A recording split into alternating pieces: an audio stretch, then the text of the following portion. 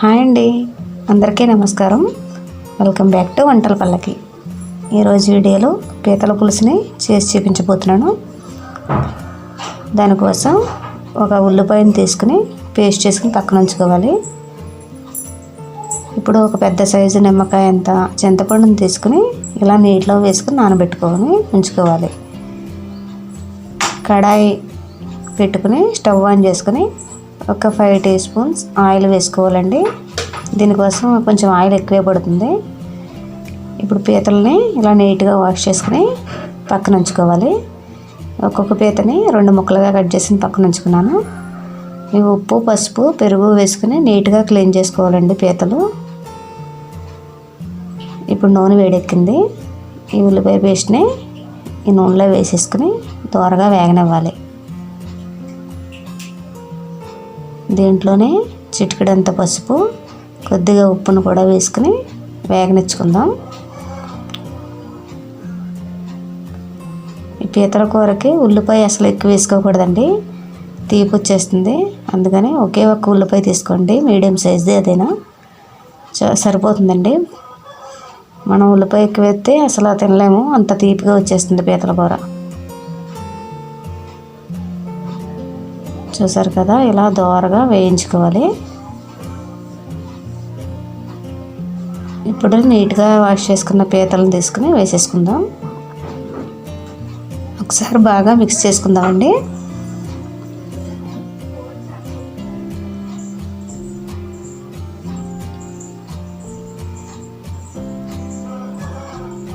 ఇప్పుడు మూత పెట్టేసుకుని ఒక 10 నిమిషాలు అలా వదిలేద్దామండి. చూసారు కదా, ఇలా కలర్ చేంజ్ అవ్వాలి. ఒకసారి కదుపుకుందాం. ఇలా కలర్ చేంజ్ అయిన తర్వాత దీంట్లోనే ఒక 3 స్పూన్ల కారాన్ని వేసేసుకుందాం. కారం కొంచెం స్పైస్ ఎక్కువ తినేవాళ్ళు ఇంకొక స్పూన్ కూడా యాడ్ చేసుకోవచ్చండి.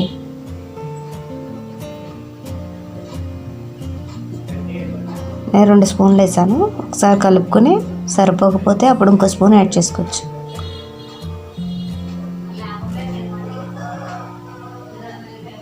నేను ఒక 10 పీతలు తీసుకున్నానండి. ఈ 10 పీతలకి 2 ముక్కలైనాయి.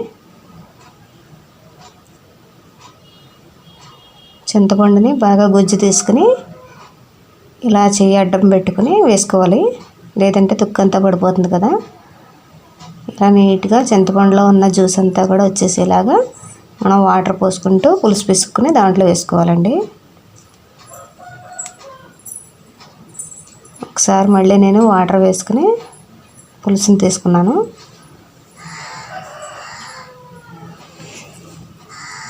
పీతల కూర మనకు బాగా జలుబు చేసినప్పుడు కనుక తీసుకున్నట్లయితే వెంటనే జలుబు పోతుంది.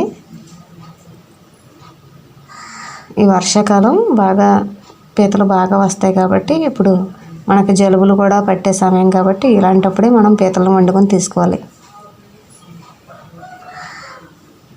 ఇప్పుడు మళ్ళీ చింతపండు రసాన్ని మళ్ళీ ఒకసారి పిసుక్కుని బాగా వేసుకుంటున్నానండి. ఒకసారి కలిపేసుకుందాం. ఇప్పుడు మూత పెట్టుకుని మంటని హై ఫ్లేమ్ మీద పెట్టుకుని ఒక 15 నిమిషాలు ఉడకనివ్వాలి. మధ్యలో ఒకసారి తీసి ఒక 6 పచ్చిమిరపకాయలని 2 కరివేపాకు రొబ్బల్ని వేసుకుని కలపకుండా మూత పెట్టేసుకుని ఉడకబెట్టుకోండి. చూసారు కదా, పచ్చిమిరపకాయలు ఎలా ఉడికిపోయినాయో. ఒకసారి కలుపుకుందాం.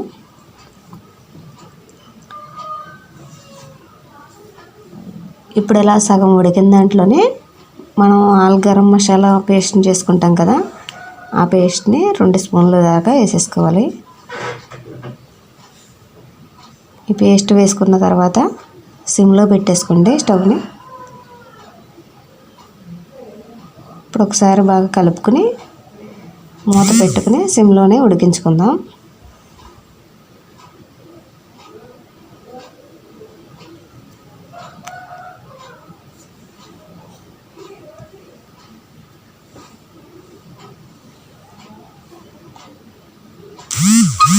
చూసారు కదా, కొంచెం దగ్గర పడిందండి. ఈ టైంలో మనం ఒక 3 వంకాయలను తీసుకుని ఇలా గుత్తులుగా కట్ చేసుకుని వేసేసుకుని మూత పెట్టేసుకుందాం. ఈ వంకాయలు నల్ల వంకాయలు కాబట్టి నేను ఇలా సగం ఉడికిన తర్వాత వేస్తున్నానండి. అదే తెల్ల వంకాయలు కనుక మీరు తీసుకున్నట్లయితే ఉల్లిపాయ పేస్ట్ వేగిన తర్వాత ఆ వంకాయలు వేసుకుని మగ్గబెట్టేసుకోవాలి. అప్పుడే తొందరగా మగ్గుతుంది. ఈ నల్ల వంకాయలు తొందరగా ఉడికిపోతాయి కాబట్టి సగం ఉడికిన తర్వాత నేను వేసుకుంటున్నాను.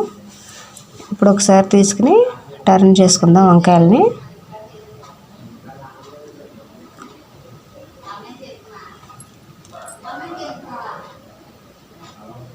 ఇప్పుడు మూత పెట్టేసుకుందామండి.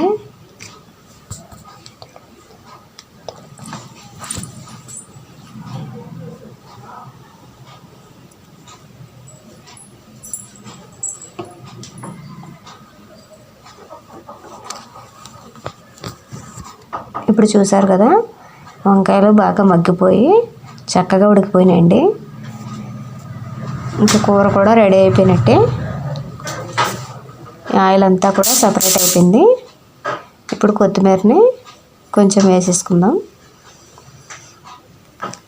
ఈ స్టేజ్లోనే ఉప్పు కూడా చూసేసుకోండి. చాలకపోతే ఇప్పుడే వేసుకుని మనం ఒకసారి కలుపుకోవాలి. ఇలాగా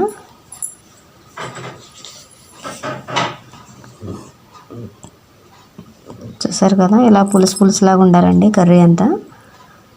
ఇలా ఉన్నప్పుడు మనం స్టవ్ ఆఫ్ చేసేసుకుందాం. పీతల పులుసుకి ఎక్కువ ఉడకనవసరం లేదండి. పీతలు సీ ఫుడ్ కదా అవి.